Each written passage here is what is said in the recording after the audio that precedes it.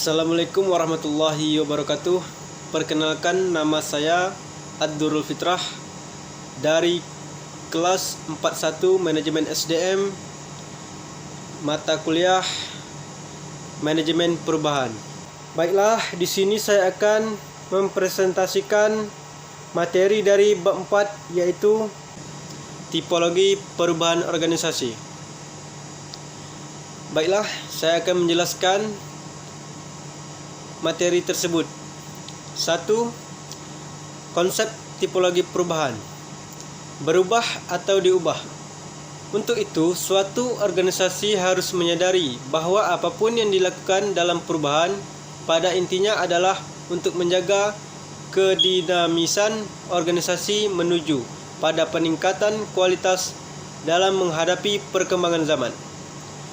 Perubahan merupakan tanda bahwa kehidupan sedang berlangsung sehingga memberikan harapan.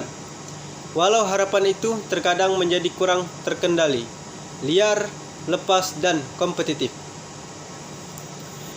Perubahan membawa konsekuensi terjadinya perubahan pada individu, kelompok, organisasi, institusi, masyarakat dan teknologi.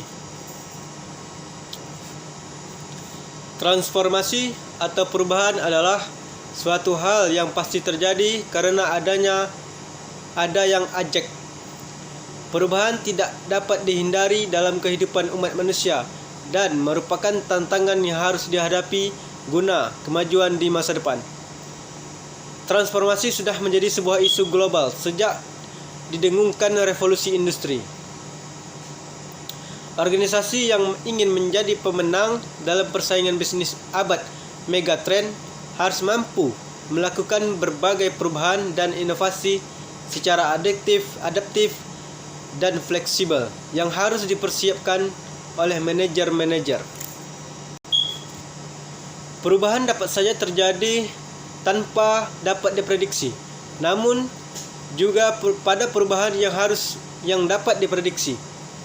Perubahan itu dapat saja terjadi karena revolusi, informasi, evolusi dan inovasi.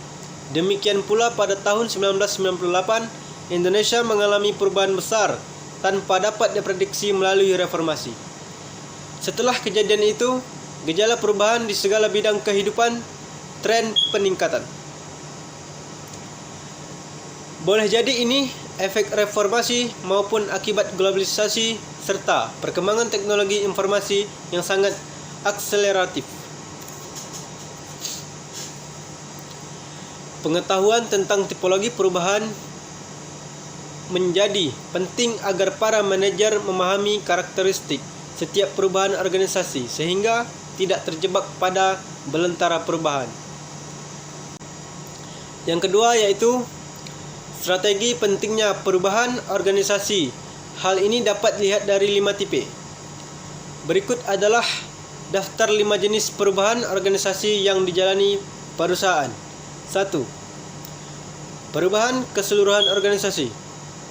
Perubahan di seluruh organisasi adalah transformasi skala besar yang mempengaruhi seluruh perusahaan.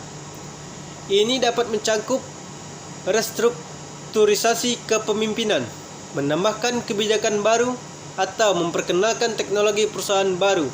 Perubahan skala besar seperti itu akan dirasakan oleh setiap karyawan. Namun, saat debu mengendap, Anda dapat mulai melihat peningkatannya. Yang kedua yaitu perubahan transformasional. Perubahan transformasional secara khusus menargetkan strategi organisasi perusahaan. Perusahaan yang paling cocok untuk menahan perubahan cepat dalam industrinya adalah gesit, mudah beradaptasi, dan siap untuk mengubah rencana permainan mereka ketika dibutuhkan. Yang ketiga yaitu perubahan personil. Perubahan personil terjadi ketika perusahaan mengalami hyperpertumbuhan atau PHK. Masing-masing tipe perubahan organisasi ini dapat menyebabkan perubahan signifikan dalam keterlibatan dan retensi karyawan. Ancaman PHK menimbulkan ketakutan dan kecemasan di antara anggota staf dan para pemimpin harus berharap bahwa moral karyawan akan menderita. Namun demikian, perusahaan harus bergerak maju. Penting untuk menunjukkan belas kasih yang tulus dan memotivasi karyawannya untuk terus bekerja keras melalui masa-masa sulit. Yang keempat yaitu perubahan yang tidak direncanakan. Perubahan yang tidak direncanakan biasanya didefinisikan sebagai tindakan yang diperlukan setelah kejadian yang tidak terduga. Meskipun perubahan yang tidak direncanakan tidak dapat diprediksi, hal itu dapat ditangani secara terorganisir. Dan yang kelima yaitu perbaikan perubahan atau remedial change.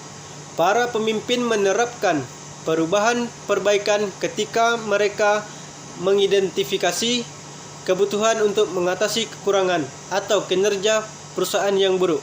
Misalnya, kesulitan keuangan, biasanya karena kinerja yang kurang baik dan membutuhkan perbaikan. Contoh umum lainnya termasuk memperkenalkan program pelatihan karyawan, meluncurkan perangkat lunak baru, atau menciptakan posisi untuk memperbaiki titik sakit. 3. Dan bagaimana memastikan adanya perubahan organisasi dan sukses melakukan perubahan berdasarkan tipologi yang ada. Perubahan organisasi memiliki banyak manfaat yang jelas tetapi dapat menyebabkan ketidakseleraan dan kebingungan di seluruh perusahaan tanpa implementasi yang tepat. Untuk melakukan perubahan organisasi dengan hasil yang cemerlang, perhatikan 5 cara ini untuk memastikan keberhasilannya. Yaitu 1. Tetapkan tujuan yang jelas dan kembangkan strategi. Yang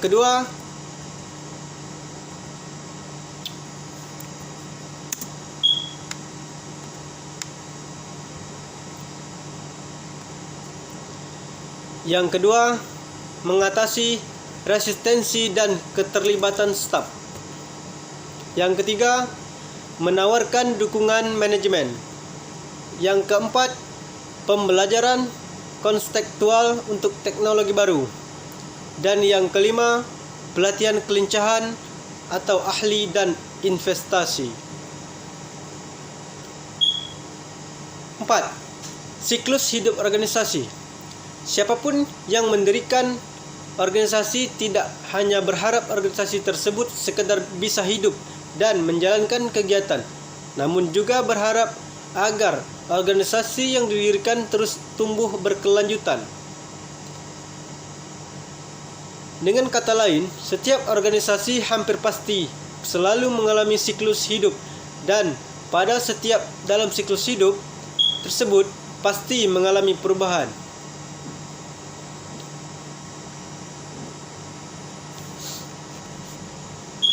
Siklus hidup organisasi tidak berhenti sampai organisasi tersebut lahir dan bisa berjalan, namun sangat diharapkan bisa hidup tanpa batas waktu. Meski pada saat yang sama kita tidak pernah tahu kapan sebuah organisasi bisa terus bertumbuh dan kapan terpaksa tidak bisa meneruskan kegiatannya. Beberapa perusahaan telah membuktikan dirinya bisa eksis lebih dari 50 tahun seperti misalnya PT Kedaulatan Rakyat, perusahaan penerbit surat kabar lokal Yogyakarta, dan Matsushita Electric Industrial. Baiklah, demikian dari presentasi saya terkait tentang tipologi perubahan organisasi. Lebih dan kurang saya mohon maaf. Assalamualaikum warahmatullahi wabarakatuh.